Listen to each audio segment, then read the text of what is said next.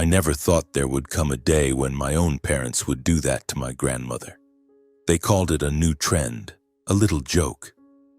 But when Grandma walked into Dad's birthday party, her head shaved bald, trembling amidst the lights and forced laughter, I knew this was no longer a family.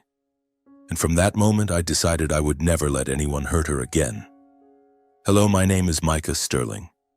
I'm 25 years old, living in a small apartment in Charlotte, North Carolina, where the city's pace is just lively enough to keep me from feeling lost, yet calm enough for me to breathe. I'm a marketing specialist, spending most of my time coming up with advertising ideas to help small brands stand out in the crowd. My work keeps me busy, but I enjoy the sense of freedom that comes with managing everything on my own. From utility bills to quiet evenings sitting by the window watching the city lights flicker like lost stars. Charlotte is no stranger to me. It's where I grew up, where my childhood memories were woven from sun-drenched summer days, oak-lined streets, and the smell of freshly baked cookies wafting from Grandma Opal's kitchen. She is the person I love most in the world, the gentle light of my early years. My grandfather, who passed away 3 years ago, was an inseparable part of those memories.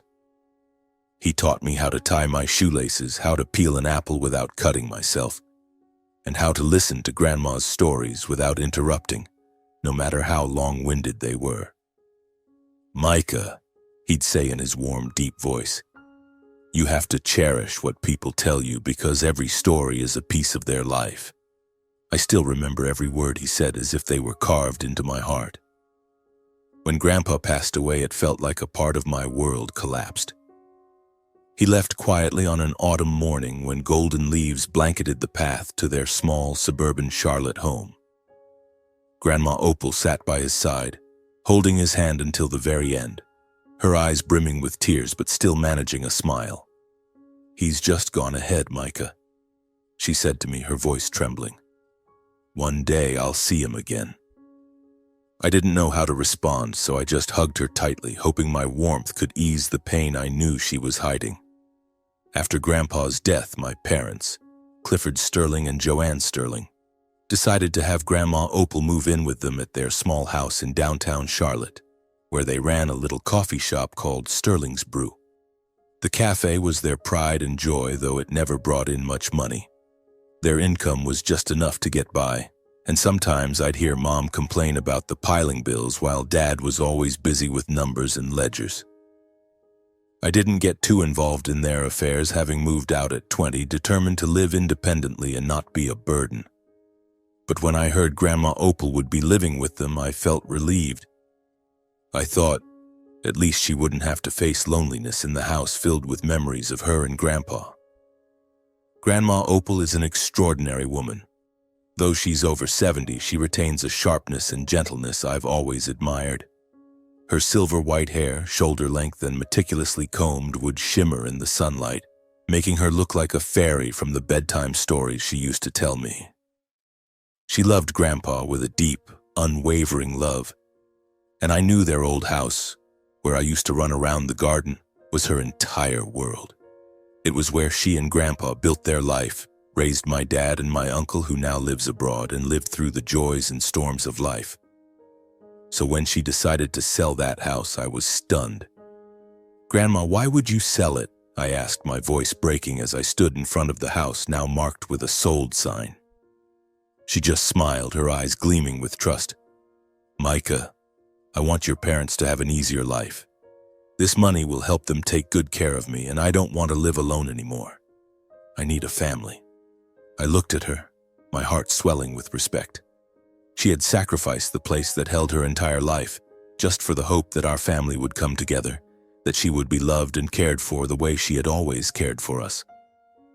After receiving the money from the sale, a significant sum, Grandma handed it all to my parents. I still remember the way Mom's eyes lit up when she received it, and Dad, usually a man of few words, patted Grandma's shoulder and told her she had nothing to worry about. "We'll take care of you, Mom. Don't worry," he said firmly. I believed them. I believed they would use the money to do good things, to care for Grandma the way she deserved. I thought with her there our family would become a home again, like the days when I was a child, when everyone gathered around the dinner table laughing and talking lively. But I was wrong. Cracks, however small, began to appear like fractures in thin glass, just waiting for a blow to shatter completely. At first, everything seemed fine. I often visited my parents and Grandma, bringing pastries or coffee from my favorite shop to share.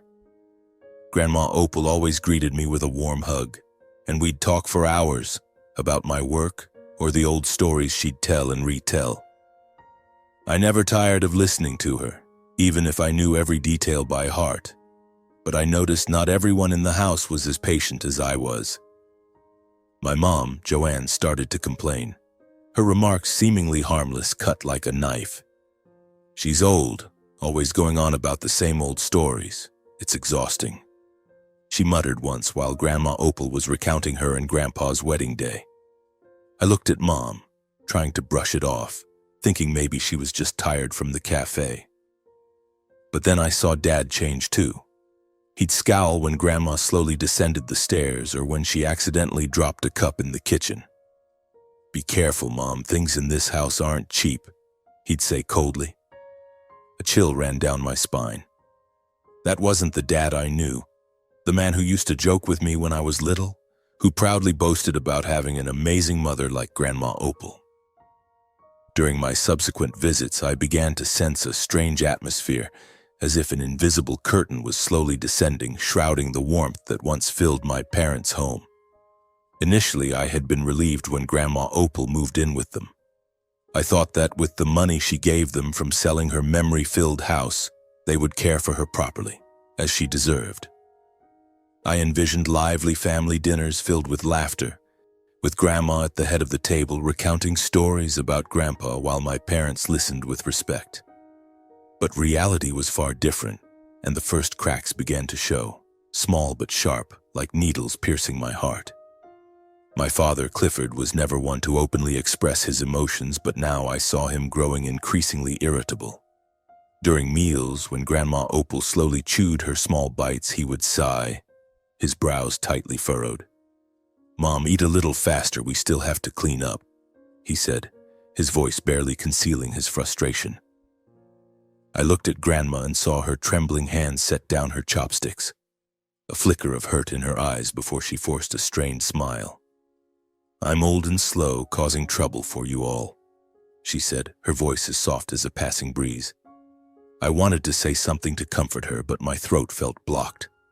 I couldn't understand how Dad could speak to her like that, the mother he once proudly called the strongest woman in the world. My mother, Joanne, was even worse. She had always been sharp and quick-witted, but now that sharpness had turned into biting complaints. One time, when Grandma Opal accidentally turned the TV volume up louder than usual to hear the news, Mom stormed into the room, hands on her hips, her voice harsh. "Mom, why is the TV so loud? Are you trying to let the whole neighborhood hear it?" Grandma Opal hurriedly grabbed the remote, fumbling to lower the volume, apologizing repeatedly. I sat there, feeling a surge of heat rise in my chest. It was just a TV, just a bit of sound, yet Mom acted as if Grandma had committed some grave offense. What hurt me most was how Mom treated Grandma's efforts. Grandma Opal had always been self-sufficient. Back in her old house, she cooked delicious meals, tended to her small vegetable garden, did her own laundry, and kept the house spotless. But now, every time she tried to help, Mom dismissed her as if she were a clueless child. One afternoon, I watched as Grandma quietly picked up a knife to peel some apples for me, just like she used to when I was little. Mom walked in, snatched the knife from her hands, and said coldly, "Mom, leave it, don't do that. What if you cut yourself? Who's going to deal with it?" Grandma Opal stood there, her hands empty, her eyes lost, as if something precious had been taken from her. "I just wanted to do something for Micah," she said, her voice so soft I had to strain to hear it. Mom didn't respond, just turned away, leaving Grandma standing silently in the kitchen. Family dinners, once the moments I looked forward to most, had become a source of dread. Grandma Opal ate less and less, often picking at a few pieces of vegetables or a spoonful of mashed potatoes before sitting quietly, listening to my parents discuss money. Their conversations always revolved around the cafe's lackluster revenue, mounting bills, or the cost of home repairs. Once I overheard Mom hinting, her tone laced with implication. Taking care of an elderly person is such a burden, so costly in every way. Even money isn't enough. I saw Grandma Opal's hand freeze, her spoon hovering in midair. Her eyes flickered with sadness, as if those words had struck a deep wound in her heart. She had given my parents all the money from selling her house, her and Grandpa's entire world, and yet they still called her a burden. I couldn't bear the helplessness I felt. One evening I sat with Grandma in the living room. The soft glow of the yellow lamp illuminated her face, highlighting the wrinkles etched by time and pain. I held her hand, frail but still warm, just like when I was a child. "Grandma," I said, my voice trembling, "if you're not comfortable here, you can come live with me. My apartment is small, but it's enough for the two of us. I'll take care of you." I looked into her eyes, hoping to see a spark, a sign that she'd agree. But she only smiled, shaking her head gently. "Micah, you have your own life, your work, your friends, your future. I don't want to be a burden to you." She squeezed my hand, her voice choking. "I'm fine. As long as I can see you like this, I'm happy." But I knew she wasn't fine. I saw how she withdrew, how she smiled less, how she stared out the window with distant eyes, as if searching for a place that no longer existed. A sense of unease grew within me, like a storm quietly forming, waiting to erupt. I started to wonder, where had the money Grandma gave my parents gone? Why were they still complaining about finances, still as stressed as ever? And why, with Grandma there, did this house feel colder than ever? That night, as I drove back to my apartment, I couldn't shake the image of Grandma Opal sitting quietly in the corner of the room, her hands clasped tightly as if holding on to the last scraps of her dignity. I realized as clearly as the headlights cutting through the night that my parents no longer saw caring for her as a responsibility. To them, she was no longer the respected mother or grandmother, but a burden, an inconvenience they had to endure after taking the money she had sacrificed her entire life to give them. I gripped the steering wheel, anger and helplessness surging within me. But I never imagined that just a few days later everything would shatter like a glass ball. During an evening I thought would be a warm family reunion. That weekend, my parents hosted a small party at their house. They said it was an occasion to gather a few relatives and close friends to liven up the atmosphere after stressful days working at the cafe. I arrived early, bringing a bottle of wine and a box of pastries from Grandma Opal's favorite bakery, hoping to see her smile like she used to.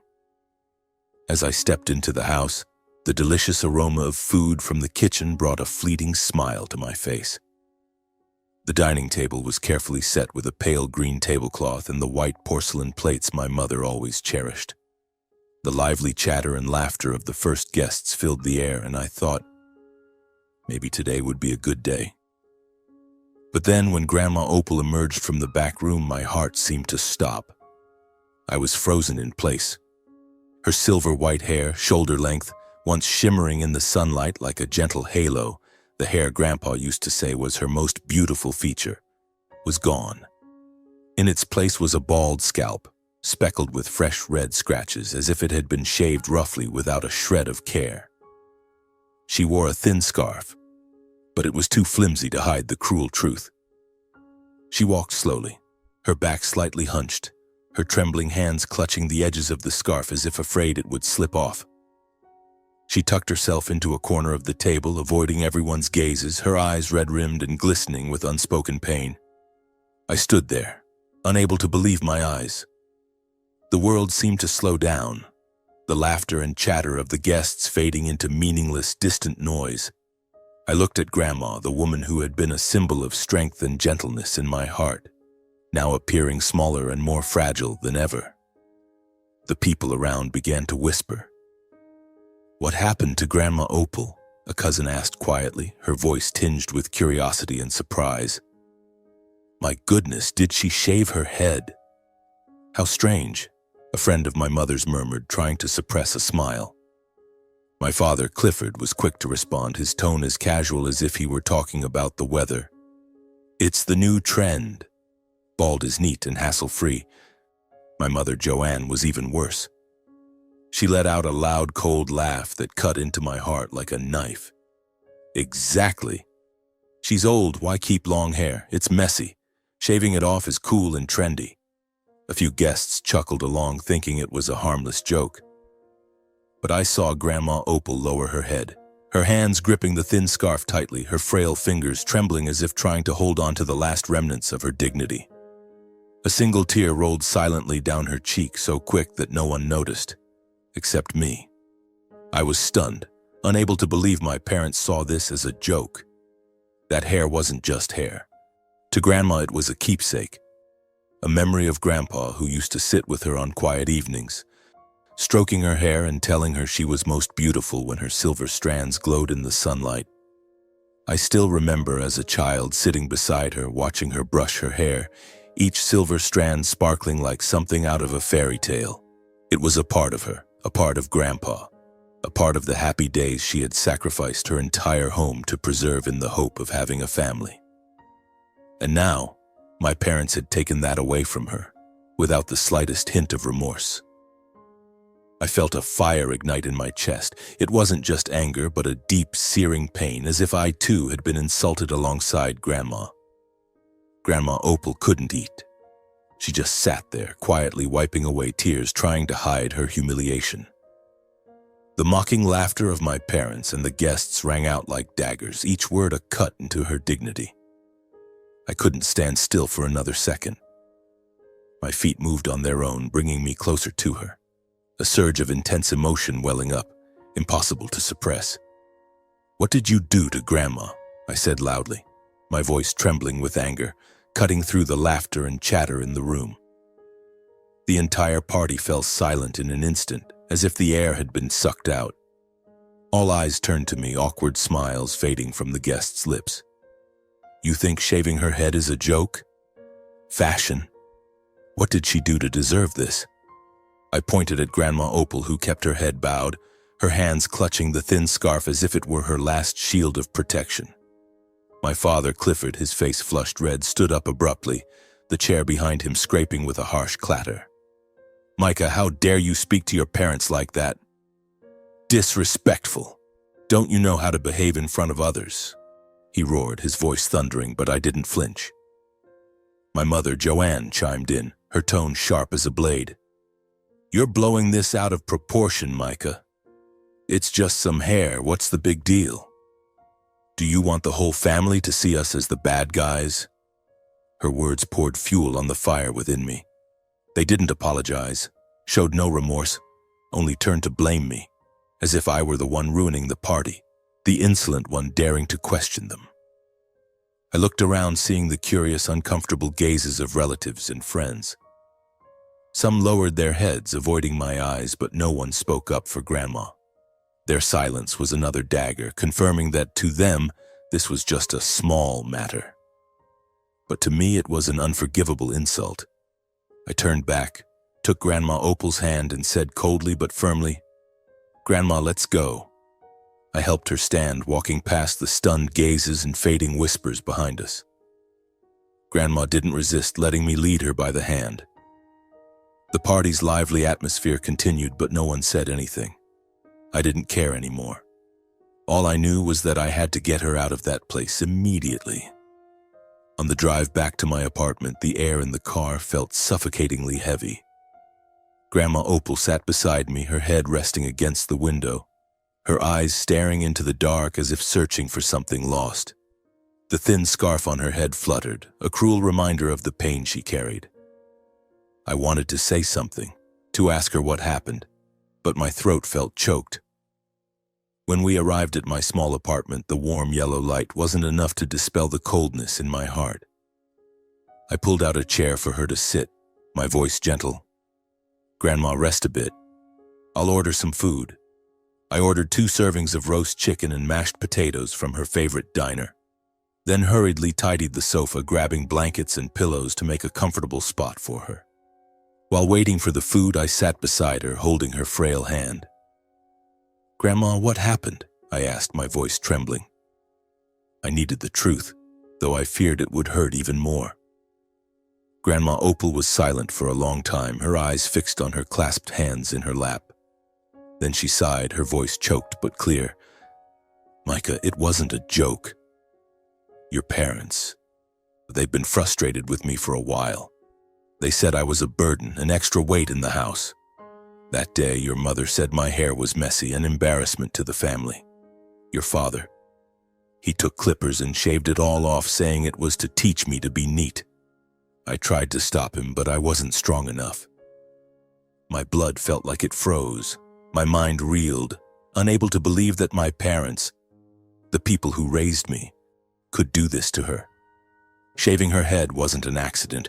It was a deliberate act of humiliation, a way to vent their frustration, to assert control over the woman who had sacrificed her entire life for them.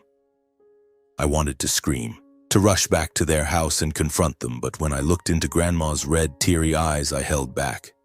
She didn't need more anger. She needed me here, a safe place. When the food arrived, I set the table, trying to create a warm atmosphere. Grandma ate little, picking at a few bites, but I saw her eyes soften as I talked about work, trying to make her smile with trivial stories.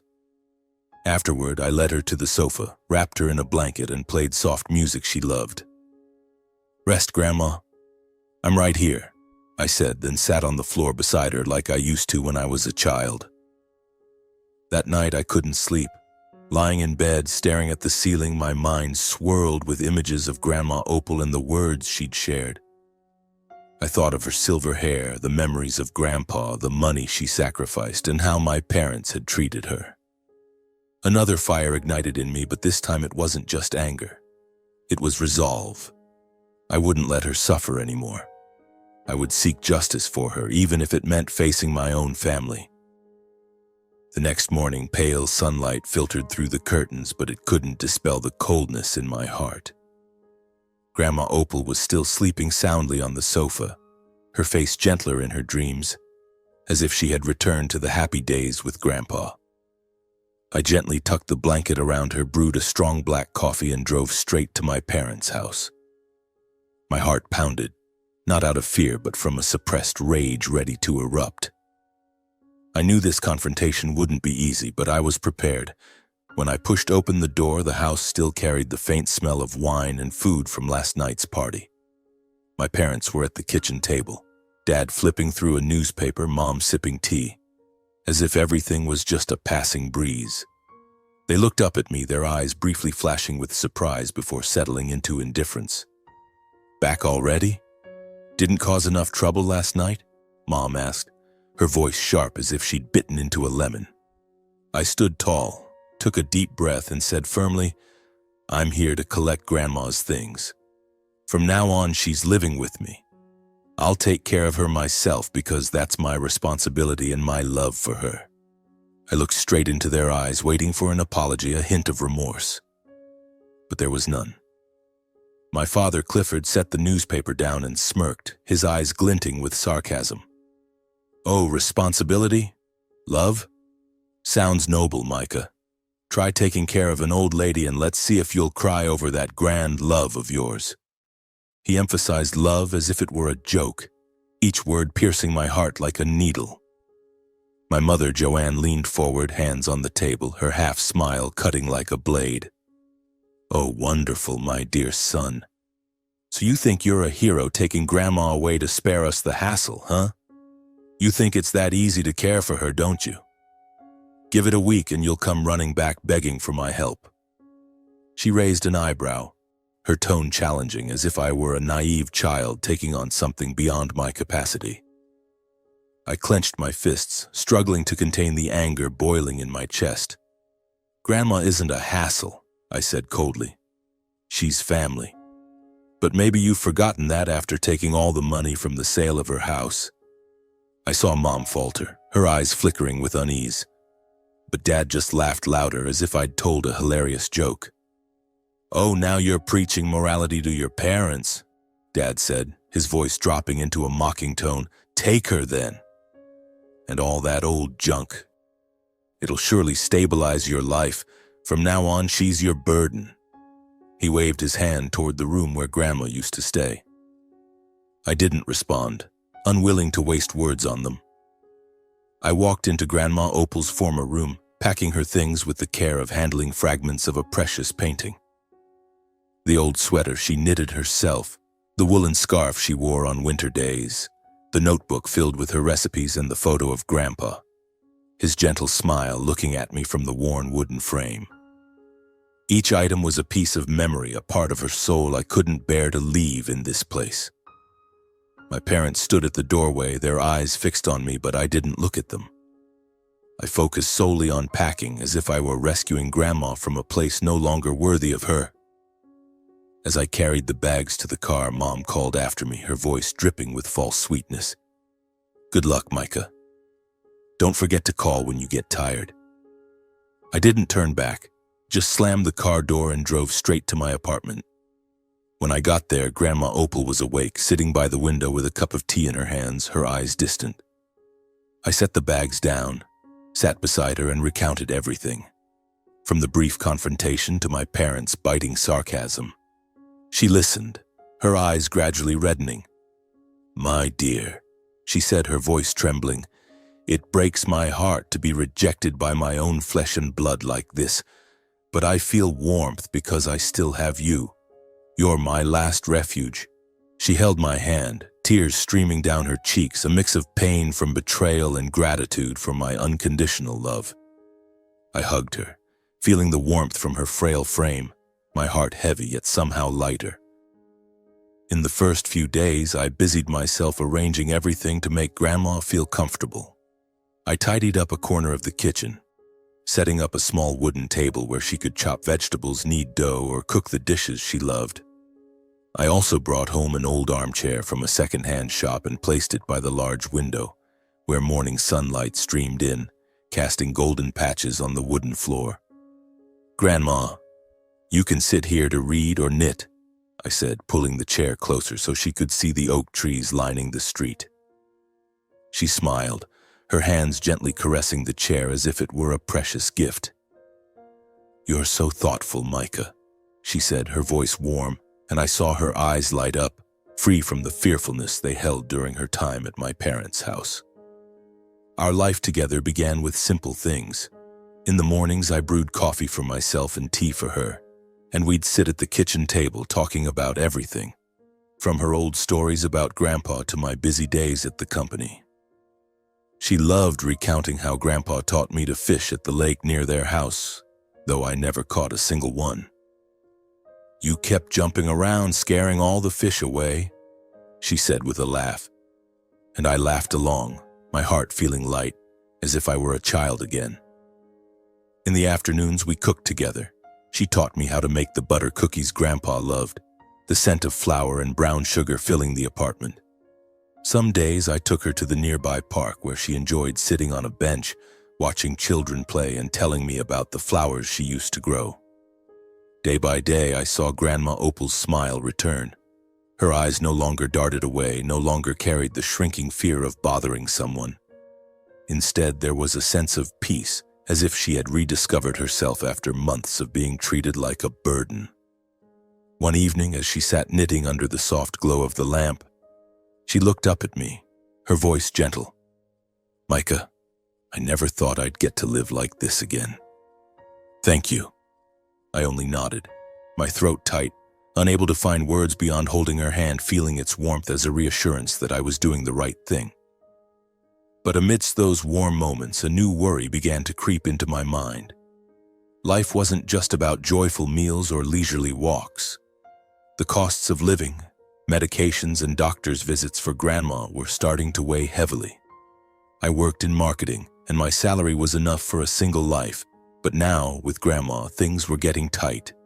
I began calculating every cent, cutting back on non-essentials, the coffee shop visits, the new clothes I used to enjoy. Many nights I lay in bed, staring at the ceiling, my mind racing with numbers. Could I care for her as well as she deserved? Could I be strong enough to never let her feel like a burden the way my parents had? I didn't dare let Grandma see my worries. Each morning I still smiled, brewed her tea, and shared funny stories. But deep down, I knew I was walking a challenging path. I only prayed I'd have the strength to keep my promise to her, that she would always be loved, cherished, and able to live as her true self. My small apartment, though warmed by Grandma's laughter and the smell of her freshly baked cookies, couldn't hide the stack of bills piling up on my desk. Medications, groceries, and regular health checkups for her all felt like heavy stones pressing down on my shoulders every night. I didn't regret bringing Grandma to live with me, but sometimes in the darkness I wondered how far I could stretch my modest salary as a recent graduate. Grandma Opal, with the sensitivity of someone seasoned by life, seemed to sense my unspoken worries.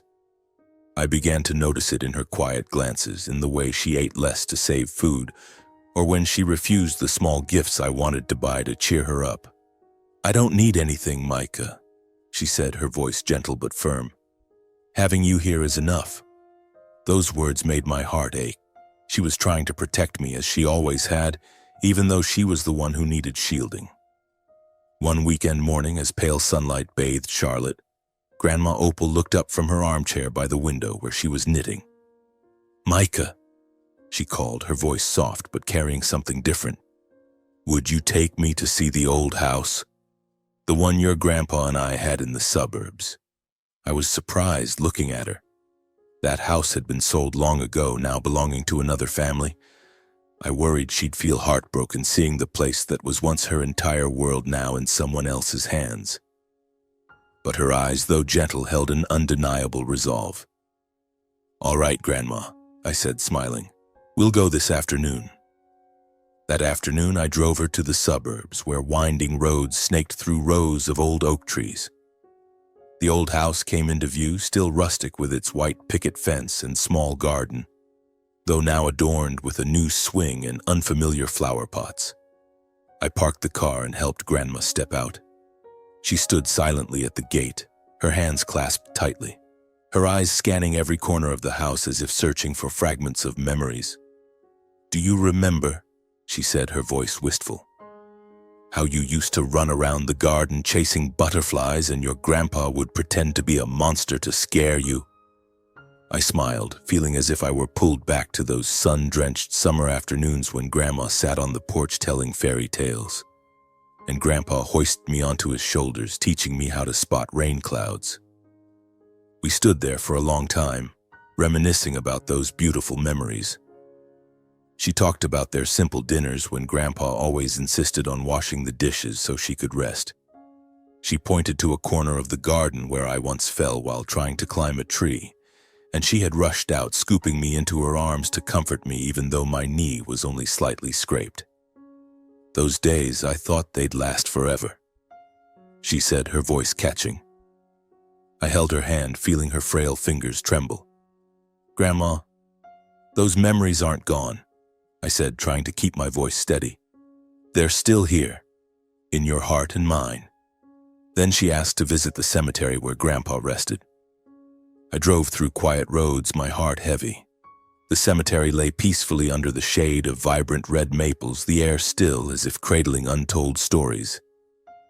I helped Grandma walk to Grandpa's grave, where a stone marker bore his name, James Sterling, beloved husband, father, and grandfather.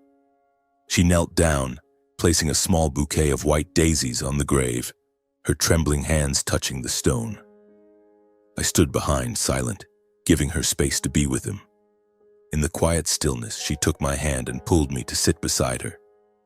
"Micah," she said, her voice choked but resolute, "I have something to tell you." I looked at her, my heart pounding, sensing a great secret was about to be revealed. She took a deep breath, her eyes locking onto mine as if entrusting her entire life to me.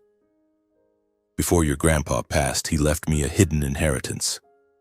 A piece of property in the suburbs and an investment savings fund. No one in the family knew, not even your father. Your grandpa kept it secret because he was afraid the family would fight over it, that they wouldn't value what he left behind."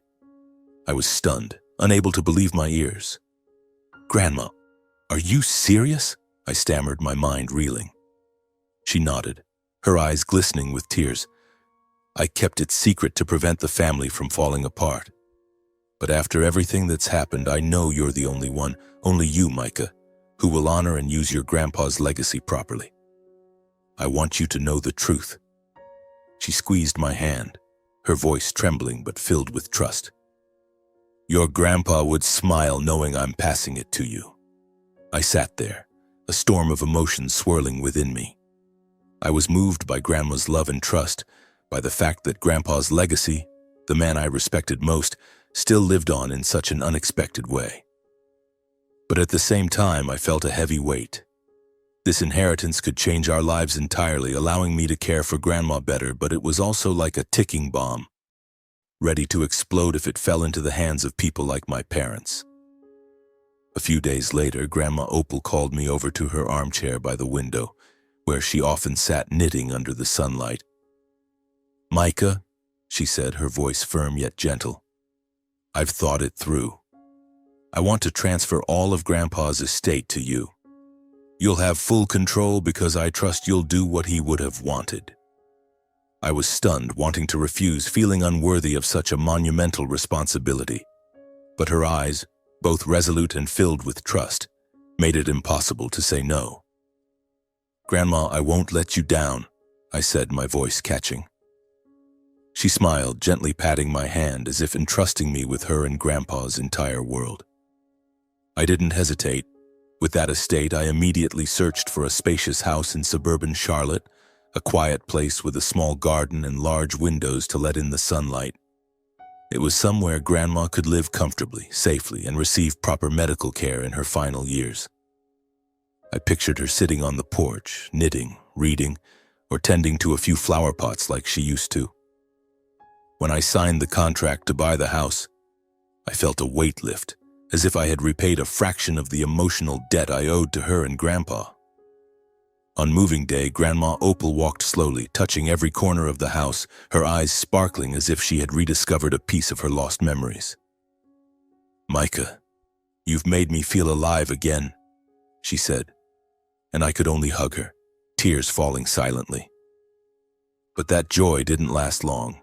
News of Grandma Opal's unexpected estate spread like wildfire among the family. Just a few weeks later, my parents, Clifford and Joanne, showed up at the new house unannounced. I opened the door to find Dad standing there, hands in his pockets, a sardonic half-smile on his face. "Well, Micah, you've moved up in the world, haven't you? A fancy house like this, all thanks to your love for Grandma, right?" He emphasized love as if it were a joke. Mom chimed in, her voice sweet but icy.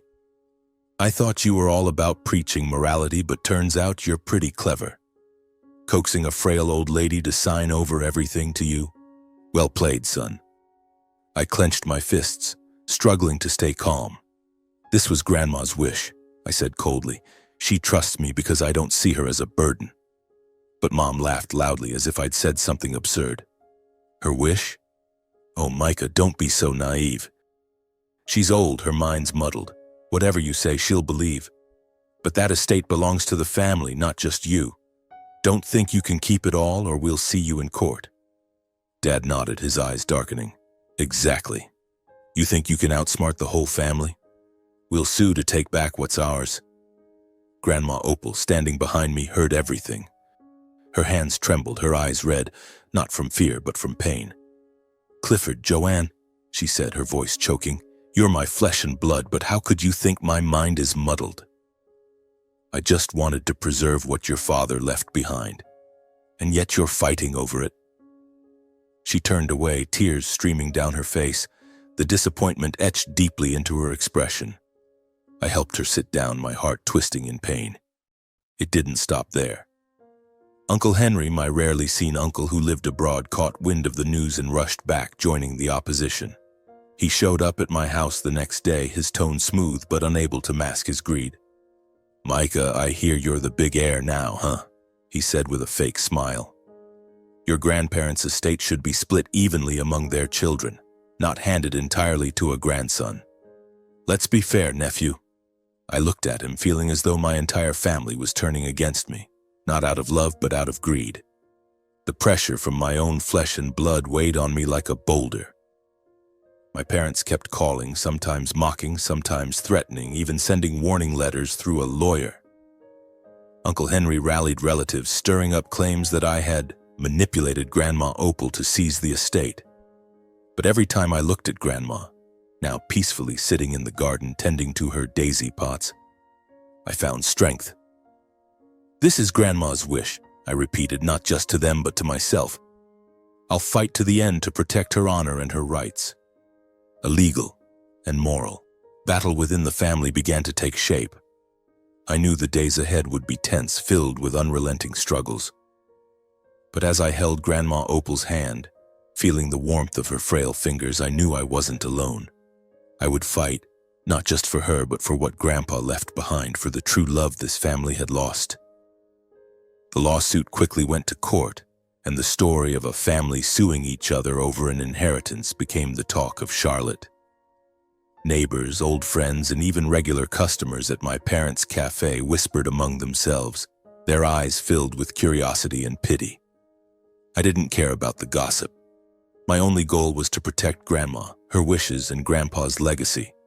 But every time I saw her sitting quietly in our new home, her eyes tinged with sadness when she thought of her children, my heart felt crushed. She didn't say it aloud, but I knew she was heartbroken, not just because of the lawsuit, but because of the betrayal by her own flesh and blood. On the day of the trial, the atmosphere in the courtroom was heavy like a storm waiting to break. My parents, Clifford and Joanne, sat across from me alongside Uncle Henry, their eyes cold as if I were the enemy. Dad crossed his arms, his face flushed, muttering something to Mom, glaring at me with resentment. Mom smirked, murmuring just loud enough for me to hear, "The kid thinks he can beat the whole family?" Uncle Henry, dressed impeccably in a suit, sat upright, but his fingers tapped restlessly on the table, betraying his unease. My lawyer, a calm, middle-aged man, presented medical records, reports from doctors confirming that Grandma Opal was fully lucid, with no signs of confusion or memory decline. Mrs. Opal Sterling willingly and knowingly transferred the estate to her grandson, Micah Sterling. He said, his voice steady. Dad snorted, shaking his head, muttering, "Lucid? She's been manipulated by him."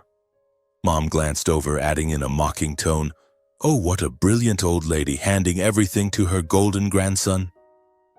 Then it was Grandma Opal's turn. She stepped up to the witness stand, her hands trembling but her back straight, exuding resilience despite her frail frame. "I gave the estate to Micah because I trust him," she said, her voice choked but clear, resonating through the courtroom. "I'm not confused.